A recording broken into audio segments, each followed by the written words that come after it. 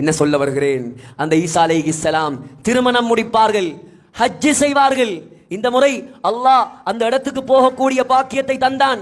மதீனாவிலிருந்து 60 kilometre தூரத்தில் இருக்கிறது ஒரு கிணறு. அந்த கிணத்துடைய பெயர் பிரு ரௌஹா. ரௌஹா என்ற கிணறு.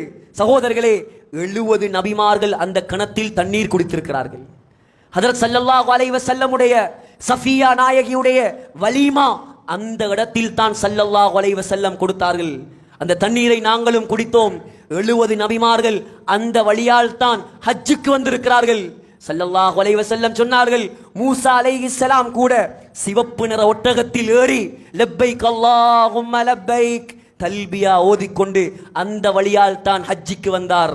அதே வழியால் தான் இன்ஷா அல்லாஹ் ஈசா அலைஹிஸ்ஸலாம் தல்பியா சொல்லிக்கொண்டு ஹஜ்ஜுக்கு வருவார். சகோதரர்களே, அதற்கு பின்னால் ஈசா அலைஹிஸ்ஸலாமும் மௌத்தாகி விடுவார். ஈசா அலைஹிஸ்ஸலாமும் மௌத்தாகினதுக்கு பின்னால் முஸ்லிம்களும் மௌத்தாகி விடுவார்கள். அதற்கு பின்னால் காஃபிர்கள் மட்டும்தான் உலகத்தில் இருப்பார்கள்.